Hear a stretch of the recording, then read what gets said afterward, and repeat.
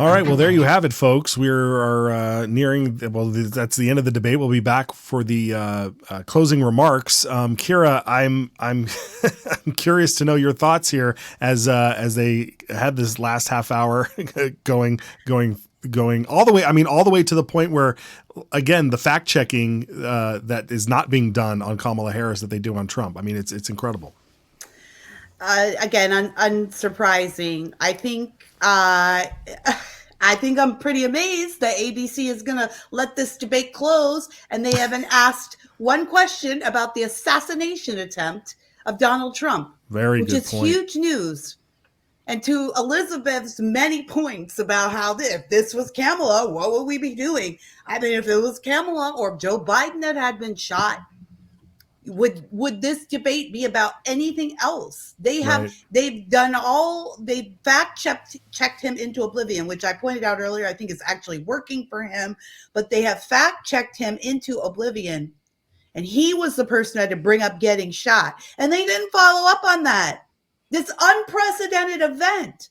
This is ridiculous. These people are absolutely ridiculous. I'm running out of words for them, and I'm not surprised. I don't want anyone to think that I am surprised. Of course, this is nothing new. Of course, this is how it was going to go. But it's just so pathetic. It's so pathetic. Yeah. Elizabeth, you're nodding, of course. Nodding your head. Yes. What? I'm going to throw up my notepads again. Anyway, I've got all these notes. So I'm clipping up the video afterwards, each section on each question. And I really am going to go through and see how many times they fact checked him, how many times they allowed her to have a soliloquy, all of that. But I'll make a couple of other points. One thing that Kamala is doing very well is she is turning to the camera very frequently, and she is speaking to the camera and being empathetic with the people. And this is what I thought that they were going to have President Trump do. I thought that they would have him turn to the camera and talk to the people and say, look, whatever it is, but, I'm for you. And you know that because you lived through 4 years when I was in the White House, and are you better off today than you were 4 years ago? Because that's what you need to see. He should be speaking more to the camera. Well, he's got a closing statement.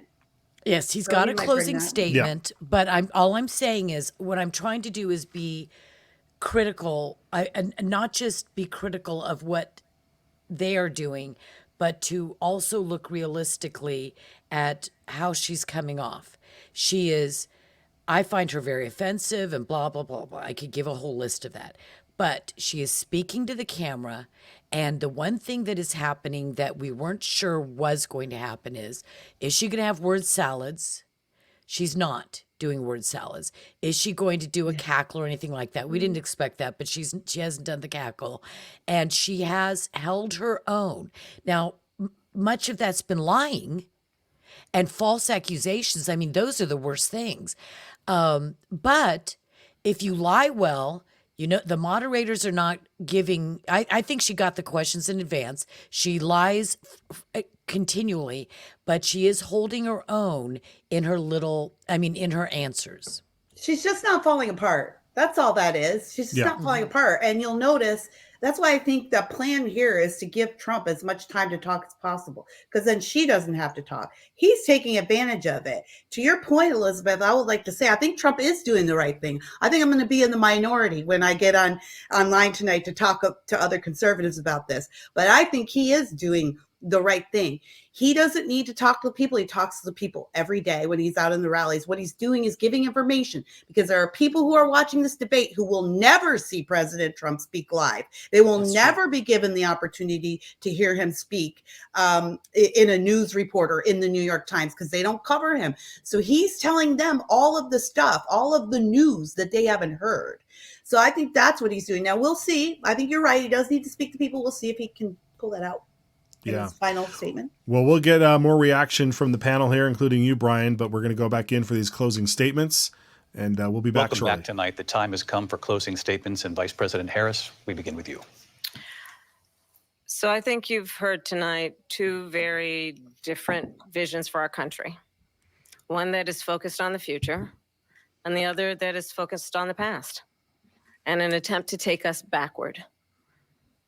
But we're not going back.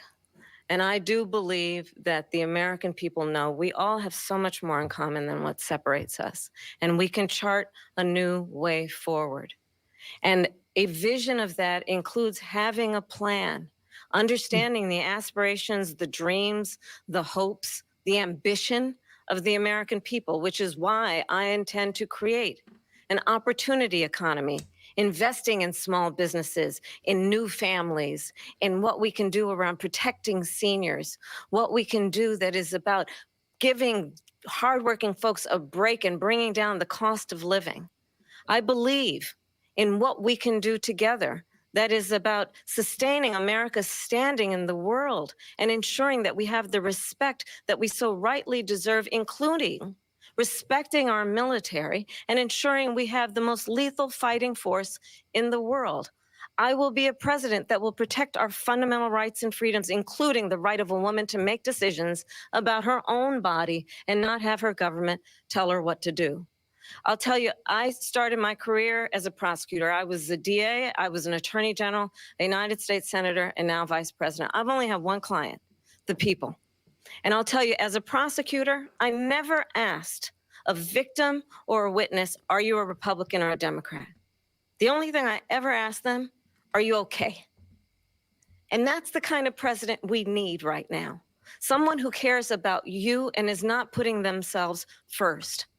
I intend to be a president for all Americans and focus on what we can do over the next 10 and 20 years to build back up our country by investing right now in you, the American people.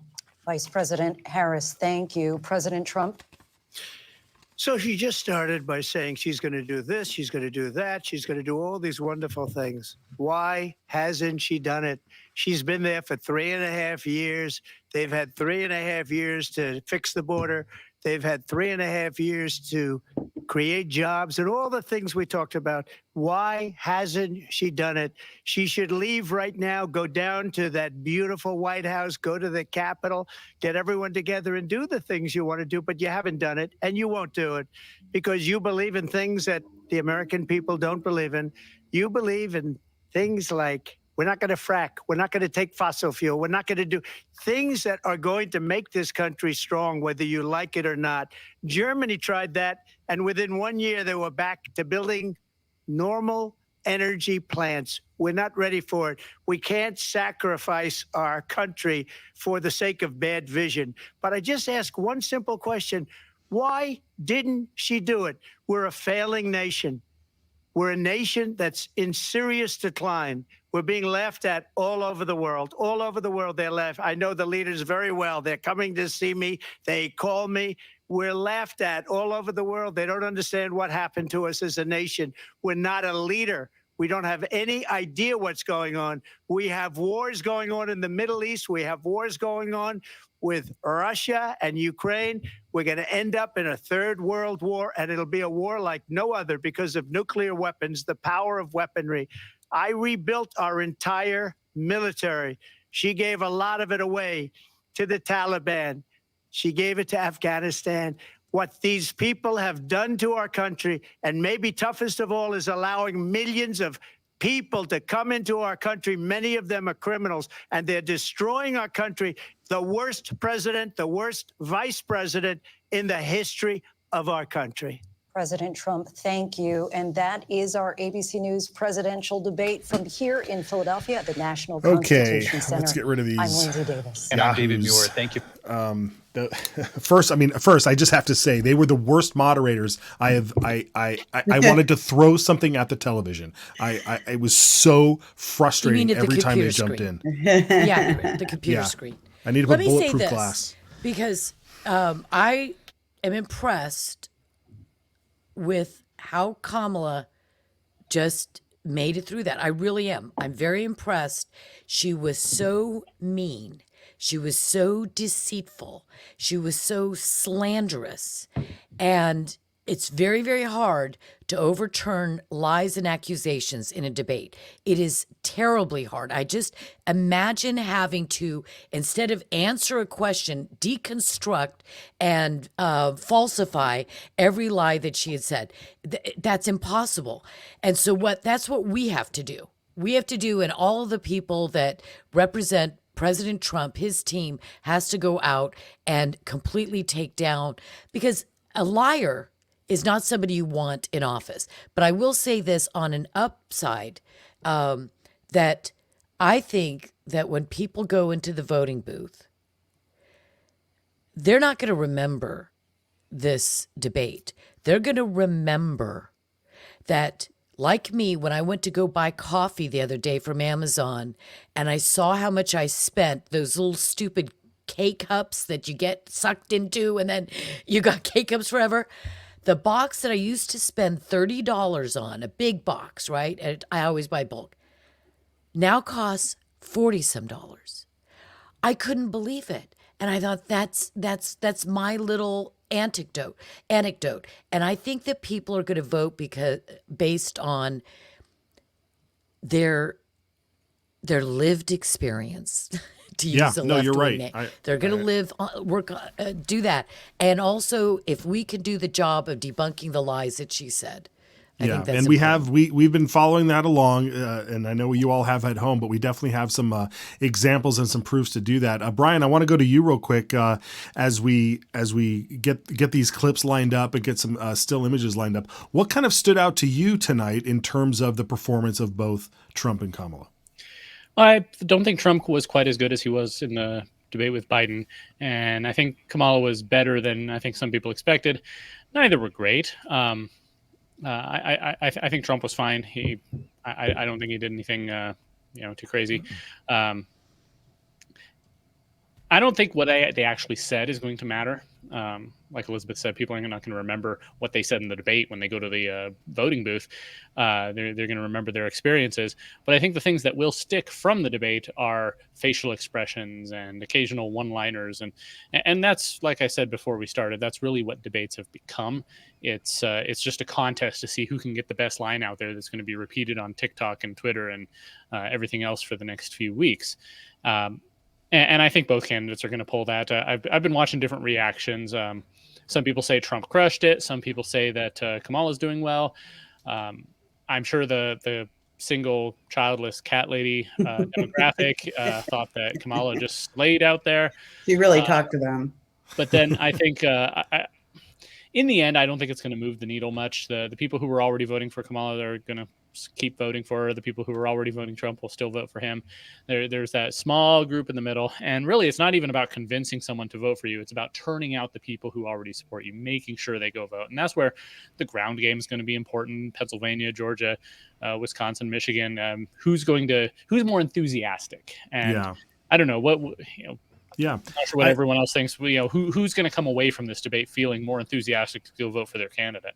Yeah, Kira, I think, when you compare Trump's performance last time, he was much more measured. He was much more calm during the Biden debate. And this one, he really let loose, I felt. And I think he really tried to appeal to the base to say, hey, man, these are the problems that are going on in our country, and pointing things out that Elizabeth was pointing out about just their daily lives and their lived experiences. Do you get the sense that Trump, because you said earlier during that quick break, that you might be taking a little bit of a different take on his performance tonight? No, I think Brian's absolutely right. Scheme of things, this is really not going to make a lot of difference. So you have to go into a debate as a candidate, understanding what the debate is for. You have to have a goal, right? So, for instance, Biden's first debate, the goal was just to keep him standing for 2 hours. They didn't meet the goal, and now we're here. Kamala's goal was to not look like a complete moron. I think she met that goal. Trump's goal was to speak to people in energy states like Pennsylvania and Michigan, right? So he spent a lot of time looping back to the fracking stuff, looping back to the energy stuff. He was talking to them because he knew that was going to be his main audience. So that was smart. And then he did the other thing, which is that tiny group of people who are tuning in to see is Kamala going to be the person that they don't want to vote for Kamala? They don't like her. Joe failed them. They didn't want Kamala, but they don't want to vote necessarily for a Republican. They're tuning in to see, can I make myself do this? And I don't think Kamala did it, because at the end of the day, just like Elizabeth was pointing out, their coffee's more expensive. Their gas is more expensive. There's illegal aliens squatting in their front yards. Our kids are learning how to trans themselves at school. It's mass chaos out there. That's exactly what we're all dealing with every day, even Democrat voters. Yes, the MSM class, the very online class, are going to look at what she did and be really excited about it. But to Brian's point, is it going to move the needle and change how anyone felt about either of them? If it changed anyone's mind, I think it would be to say, yeah, I don't find Kamala that inspiring, actually, as the late night shows were telling me she is. Yeah. One of the things that I thought was pretty tact or a great tactic by Trump was to keep hammering the point that she's in office now, that Right. her and Biden are in control now. And we have that clip here when he challenged her to say, hey, let's end the debate right now, go over to Congress and good. close the border. So let's watch this exchange if we have that available.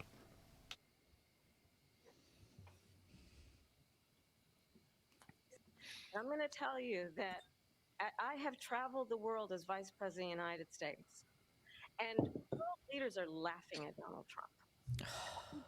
Military leaders, some of whom worked with you, and they say you're a disgrace.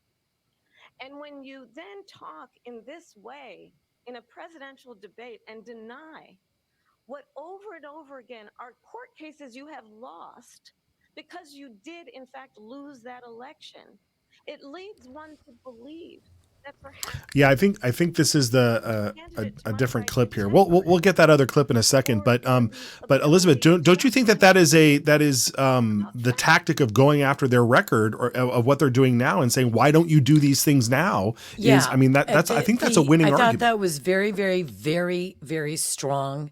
Brian brought up facial expressions. Trump's is always the same. He does that smile thing too, but just very, very strong, determined.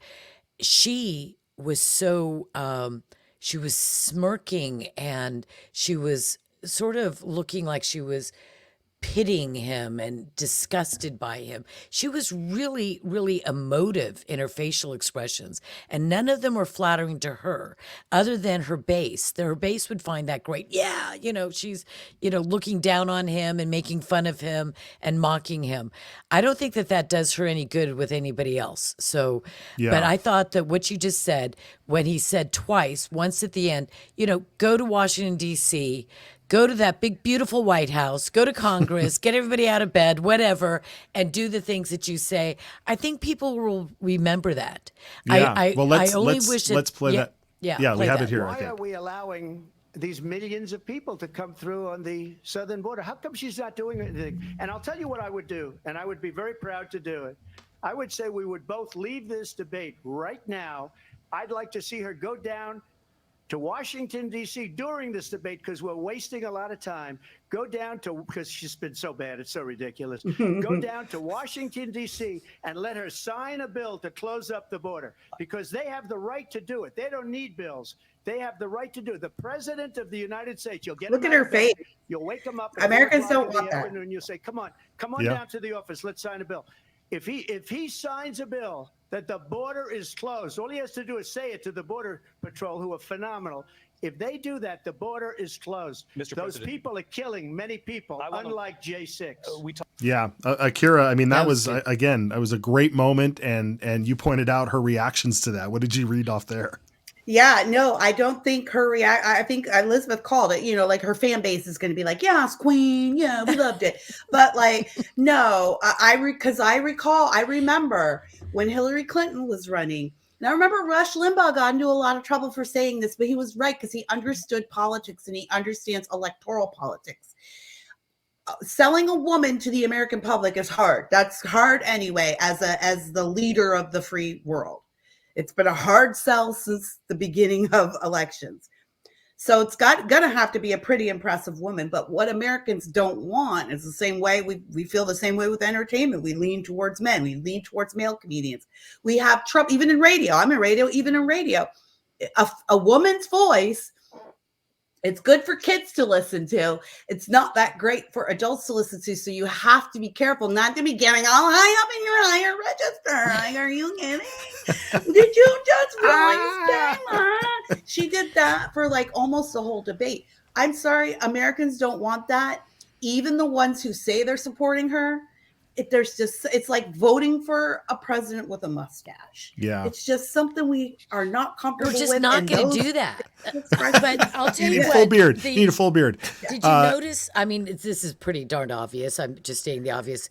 But not only did they give her the small podium, but they also adjusted the camera on her so that she was at least as tall as Donald Trump through the entire thing. And they did very few of those pans, like straight on pans, because they didn't want the diminutive.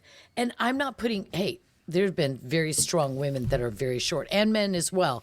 But yeah, those the shorter men are the worst kind. You better be a really strong woman to be elected as a president of the most powerful nation on earth. It is one thing to elect a woman just in any other nation, but when we put a woman in power, she better be powerful. And she's gonna have to be likable. Way more likable's good too. But she'll I'm have talking to be about to be elected I'm by talking Americans, about to the warlords and to Khomeini and to Putin and all the rest of them. This woman is not powerful. She's not impressive. She's not a serious candidate at all. She has done a good job at pretending. She acted tonight. She memorized so many lines. She was memorizing lines and soliloquies, monologues, these last week. That's California politics. Yeah. Yeah. That's how you debate. They don't even do debates here. Our politicians don't have debates. Do you know that? Our politicians, we don't have gubernatorial because you'd debates. be debating liberals and liberals, right? What's the point? What does the press need? Governor Newsom never even ran for office. He didn't even run an ad campaign. He didn't have to. He just got reelected because he's Newsom. So she's never, that's all they do. She's never debated. We don't debate here. Brian, when we think about the way the fact checking was going on, we had this moment here with Trump talking about the stories we've been talking about on WorldNetDaily about the eating of the dogs and the cats and the ducks and the geese and all of the crazy things that we've seen. He was fact checked. That's never happened. Never happened. They really stepped in for her. Well, I'm gonna do a quick warning here. We're gonna watch that. We're gonna watch this exchange on that. But then we also, because we have great producers doing their own fact checking, we have some footage. I haven't seen it yet, but it's gross. I've seen it. You've seen it? Okay. Well, let's watch. It's not going to be Aurora or Springfield. A lot of towns don't want to talk about it because they're so embarrassed by it. In Springfield, they're eating the dogs, the people that came in. They're eating the cats. They're eating the pets of the people that live there. And this is what's happening in our country, and it's a shame. A lot of towns don't want to. So and obviously Kamala laughing there is let's bring up this video. Know that, I will say this: Please, if that woman, sorry, Matt, no. Sorry, I'm sorry, sorry. If that woman doesn't know what is happening because of voodoo worshiping Haitians, that she brought 150,000 of them into our country, and she doesn't know that they are literally mowing down people in the streets and driving in to whole buildings and churches and flipping cars. This is not a little bit. All of their insurance has skyrocketed. They can't even afford car insurance. But if she doesn't know that people are coming home and looking across the street and seeing their cat strung up on a tree and being slaughtered for meat, and that a woman just the other day was found lying in her driveway eating a cat with fur hanging out of her mouth. If Kamala Harris doesn't know this about America, then shame on her because she should know. And if she really did care about America's, I don't want to come home. Oh, well, I'd shoot him. What did you do? Why'd you kill the cat? Smile for me. Smile, what did you go like this? Did you eat that cat? That's Did you eat it? No, why'd you kill it? Did you guys see all this? No, we pulled up and she was just laying there with it. Did you see her eating it? Eating it. She was eating it? Yeah, she was. You call the Humane Society, see if they'll come pick this cat up. It's deceased.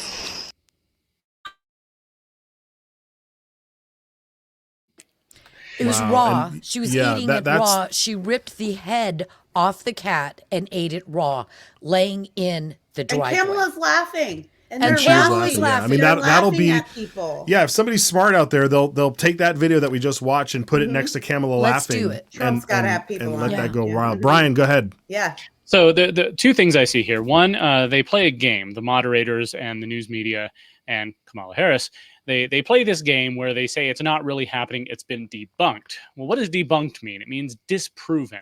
We know that this didn't happen, but they don't know that that didn't happen. They called up a city official in the city and said, "Hey, is this happening?" And he said, "No, we've had no reports." So they say, "Yep, debunked."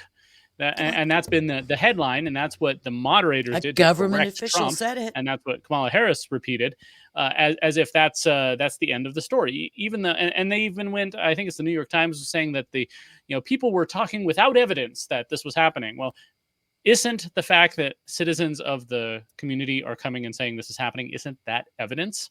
No, those are eyewitness testimony is citizens, evidence not in officials. in a courtroom. And the second thing that comes out of that is, and I tweeted this earlier today, the people who say that diversity is our strength, they seem to have this idea that everyone in the world is basically the same, that cultures are essentially the same. So it's like they can't even comprehend that there are cultures in the world where eating cats and just ducks and geese right off the street is just a normal thing. But there are places in the world where that happens. And when you bring the people from those countries here, they are going to continue doing those things. And yet we're just supposed to ignore that as if the entire idea is absurd, that somebody from a culture that eats whatever animal happens to be crossing their path would continue doing it in Springfield, Ohio. Yeah. It's so weird. Folks, so to the point of the fact checking that's going on, WorldNetDaily, you go to our posts over there on WorldNetDaily on X, and we are fact checking. We are showing you the video. In fact, we have this video here when Kamala said that she wouldn't be confiscating guns because she happens to own one herself. I believe our producers are going to get that up there and show this to you because we have the footage here of her saying just that. What would you do about the millions of specifically assault weapons that are already in circulation? What do you do about those? Well, there are approximately 5 million, to your point, Craig. We have to have a buyback program, and I support a mandatory buyback program. It's got to be smart. We got to do it the right way. What would you do? Well, there you go, folks. Mandatory buyback program. You must But her take this money. values haven't changed. Her values haven't changed. Right. Oh, yes. This is what I'm saying. I think that I give the American voter a lot more credit. I think a lot of people are willing to give them these days. And I think a lot of the stuff we see that we don't like is cheating, to be honest. I honestly think when Americans understand, I know that we see her lies and we are so frustrated because right now, as we're talking on CNN, they're talking about how presidential she looked and how great she did. And they're talking to all her fans. I know that that's what we're seeing and that's concerning. But what I see is an American electorate that's looking at her saying things that sound really sassy and fun and cool, but understanding like, no, she hasn't closed the border. Of course not. No, she's not for the Second Amendment because I'm not if I'm the Democrat voter and I've loved Kamala and Joe this whole time. Well, I know she's not for fracking. I know she's not for the Second Amendment because I'm not for those things. And that's why I voted for her. So I think that most people know that she's lying. I think most people understand that. I think it is very transparent when she speaks that it is all lies. Now, I think the question is, how many people want to believe those lies? Because I think plenty of liberals and progressives, I have some in my own family, I'm not going to name no names, but some people in my own family who are like, yeah, I know it's all BS. I know she's a liar. I know that I only get one side of the news cycle, but this is what I want to believe. And you can't stop me from believing it. Elizabeth, yeah, go ahead. Oh, I was just thinking about this inspiring speech that I heard from a lady in Chicago, and she was taken down that council meeting, and she stood there. I don't know if you've seen this, and it gives me chills. And she even like, well, I'll just say part of it. She says, "You better get up out of the Democrat Party." She is yelling. She's a black lady, right? And she was on fire. "You better get up out of the Democrat Party, save yourselves, save your families, save your dignity, save your jobs." She's talking to them at the save your seats, because if y'all don't, we're coming for your seats. We ain't taking this no more. We ain't taking no something from a bunch of people who have broken into this country and now have completely broke the city, completely broke the country, have completely disgraced the United States of America. And she goes on. I mean, I watched it 10 times because it was so good. But when she said that they had disgraced the United States of America, you could hear the cracking in her voice, and she said, "Oh my God." And it was this moment, because when you start talking about this stuff, I know you know what I'm talking about, Kira, you just get, suddenly it'll hit you to the core of exactly what's been happening, what they're planning, what they're going to do, the humiliation of Afghanistan and this border. And she was just choked up, and I related to her. And when Kamala does this fake thing like Trump has been dividing America, it is the Democrats who have been dividing America for decades upon decades. And I just want to say thank you to all of you. We're not very good at reading comments, and the people they've been down great below. though. They've been great. They've been great. I'm sorry. I love liberty. I love you too. I mean, whatever. Same old BS, she says. And Well, Boston. I want to circle back to what Elizabeth said about that woman and her very emotional delivery on "this is a disgrace." And you'll notice that that's a word Kamala used a lot tonight. Mm-hmm. She tried to pin that word disgrace on President Trump. And I have noticed this since the beginning of her campaign, that she has they live in opposite land. They use all of the words that would apply to them, they use for their opponent, and vice versa. So joy, they're the joy camp, even though the Democrats are the most bitter, angry, haggish people in politics right now. Joy, they're so weird. We're normal. We're the ones that want, to lower the age of consent to 9, but we're normal. They're weird. She knows damn well that they're a disgrace to the military. She knows damn well that Joe Biden is a disgrace, and they have done disgraceful things and said disgraceful things. She knows it. She's not lying. She's not ignorant. She's not living in a bubble. No, Kamala knows. She knows. She used that word deliberately because they're the disgrace. Kira, because she's a Marxist. I mean, she's a Marxist, and Trump called her out tonight on that. A Marxist. Yep, let's watch that clip real quick. The producers are ready to fire it away. Yeah, I don't say her because she has no policy. Everything that she believed 3 years ago and 4 years ago is out the window. She's going to my philosophy now. In fact, I was going to send her a MAGA hat. She's gone to my philosophy. But if she ever got elected, she'd change it. And it will be the end of our country. She's a Marxist. Everybody knows she's a Marxist. Her father's a Marxist professor in economics, and he taught her well. Oh, I loved that little thing that she just did. She was gonna unleash, but she didn't get the chance to. She was gonna just spin some web of lies. Ugh. Yeah, it was really good. Brian, you love studying history and the ideologies at war within our country, within our own party, within our own neighborhood sometimes. What is your take on just kind of the overall sense here of what Americans might take away from this? Is this truly about Marxism and socialism versus a free market economy? Is there anything else that we can take away from this on that front? Well, folks like James Lindsay can go into detail on the whole Marxist thing and how it underpins the left in America today. Most people, it really is kind of the water we swim in, the water we as fish swim in.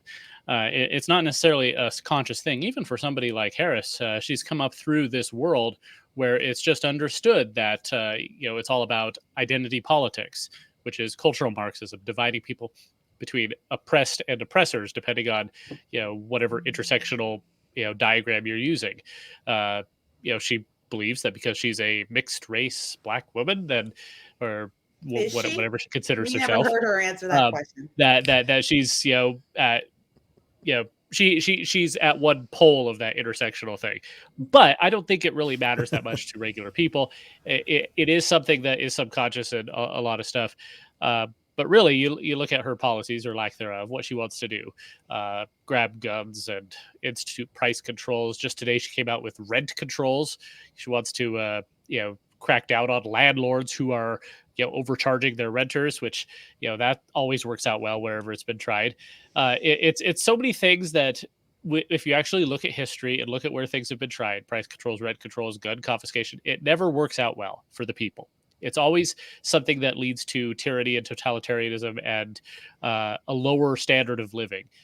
And yet they still think either they think that it will work this time because it's something's different, because maybe they're in charge now, or they think that nothing matters and they're just going to do it anyway because they want to rule over the ashes rather than let the American people be prosperous and have a growing middle class.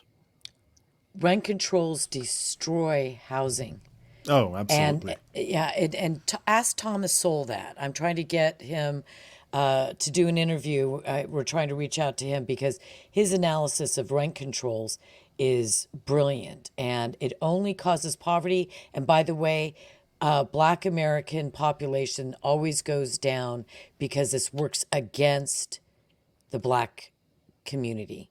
Rent controls do. It always destroys, and there's less housing can be built and less apartment buildings will be built. And so they'll be priced out of the market, which just ticks me off. Yeah. Well, there's a lot to digest from this debate. I know Elizabeth says you're going to go over it with a fine-tooth comb there, which I think is going to be, which will be great. But please, folks, do follow the account over on X at WorldNetDaily because we've been posting the clips, posting the fact checking. I mean, we could go. I mean, I don't know if we have the time to go into the whole abortion issue thing, but that was just a real dinger of a conversation, especially when it came to the things that Trump was pointing out with Governor Northam over there in Virginia, the former governor, talking about infanticide. We have the video. It's posted up there. So please go over there and take a look at that. I want to go around the horn here one final time. But before we do that, the Trump campaign has released a statement. And they call it here Trump campaign statement on the President Trump's debate victory. President Trump delivered a masterful debate performance tonight, prosecuting Kamala Harris's abysmal record of failure that has hurt Americans for the last 4 years. And he goes on. So please go over there. We posted that on X, and President Trump having some fun with the wordplay there in prosecuting the prosecutor herself. Brian, let's start with you. Where do you think we go from here? I don't know if they're going to plan another debate. I'm gonna say they probably won't. But you never know. No way. Yeah. But Brian, I'll start with you. Where do we go from here? What do you see? Well, I think I don't think that another debate's really in anyone's interest. The more Trump talks to Harris, I think the more he legitimizes her as a presidential candidate. You could have said that maybe there was a strategy to just ignore her and say, hey, I thought I was running against Biden, and now they've got this other random person here. And for Harris, I think she got lucky this time. No crazy cackling fits. No complete word salads. I think she got confused a few times. Will she be lucky again? I think the moderators were awful. I was just checking on someone here. Patrick Bet David says that they interrupted and corrected Trump 11 times. And of course, they didn't correct Kamala at all, even though she, had a ton of lies. So I don't think anybody's going to look at that and say, we need another debate. Everybody's just going to claim victory and move on. I'm not sure even at this point, like I said before we started, do the debates really add anything to the discourse at this point? It's not like Nixon and JFK making substantive arguments against each other's policies. It's just trying to get these one-liners, which you don't even need a debate for that. You could just go into a studio and do it, or do it when you're just out and about. It's so I don't know. I didn't come away learning anything new, but of course I'm a political junkie who's obviously already decided. So I don't know if there's anyone out there who's undecided who watched this and says, okay, well, now I've made up my mind.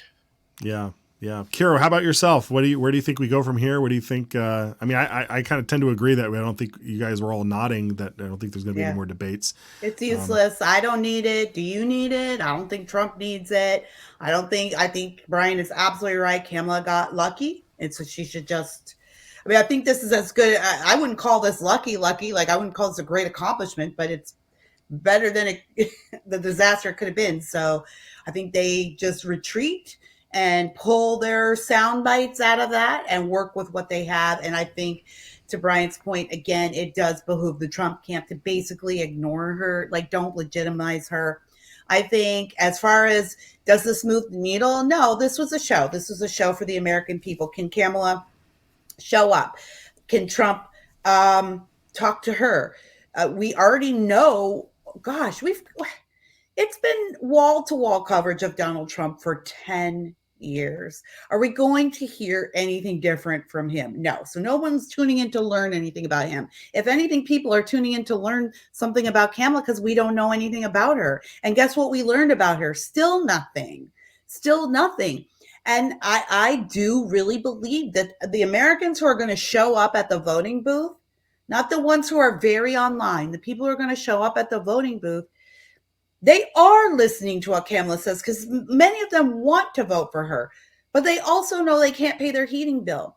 And they also know that there are homeless encampments next to their kids' school. And they also know all of this other stuff that we talk about all the time. They know all of this and they're living it. That's why we're in such chaos now. And I think they look at Kamala tonight and they said, if I vote for her, it really is just an ideological vote because she offers nothing policy-wise and she offers no solutions. In fact, it sounds vaguely like she might be making everything worse. So do I vote ideologically or do I vote for my wallet? I do believe if Americans get to vote honestly in November, they're going to vote for their wallets. I don't think Kamala moved the needle with anybody who wasn't already planning to vote for her. Yeah, fair points there from both of you. Elizabeth, let's wrap it up with you here. Where do you think we go from here, and what do you expect? What do you expect Trump to do? I agree with Brian. I agree with Kira, and people are going to vote with their because of their wallets or with their wallets or whatever the expression is. So yeah, that's the most important thing to people for so many reasons. It's so obvious that no one should have to even explain why people vote for on economic issues, on the economy. But I would also say that you'd have to be a complete and utter psycho not to know, and everybody sees it, that the millions of illegal aliens or illegal foreigners that are destroying our country, raping our women and girls, murdering them, beating up police, just destroying our culture and bringing terrorism in. People aren't stupid. This doesn't take smart people, but so even stupid people could do it, but the American people aren't dumb. And just like that woman in Chicago, she was talking about these immigrants. She knows what they were doing to her community. She knows that all this money, billions of dollars, are going to them and not to communities that need it, and opportunity zones and just help with things. And so people are going to vote on their wallet and they're going to vote on the border. Yeah, well put. And the other All right, people well, are just idiots, and they're going to vote not ideologically, gonna like vote. Kira says. They're not going to Yeah. vote. They never vote. They're not going to vote. You can keep going out to college and get the young people to vote. The only young people who vote are Republicans. and nerds. that's The why they young always. men, the And young this is why they always men care are about more- registration, right? Yeah, You and the just need- young if you men have to are register. Republicans now. All Yeah. college-age men are for. I Donald got a Trump. young college-age man who's a Amen, sister. He's a job. You're a conservative. good Every mama. time I send him away to college, he comes back even more conservative. God bless you guys. All right. Well, folks, thank you so much for tuning in. Please follow us on Rumble because you know that censorship is coming, as our good producer Josh likes to always say. So follow us on Rumble. Follow all these folks on Rumble, on X, and everywhere else you can find us. Telegram. There's the app on Rumble. We're also on Telegram. If you're watching us on Facebook, you're watching us on YouTube, thank you so much for watching. Thank you so much for commenting. But make sure you have accounts over here on the other applications. Thank you again for joining us. We'll be back here, I guess, tomorrow with our regular live show. So we'll tune in then. Thank you so much. God bless you all, and God bless America. Take care.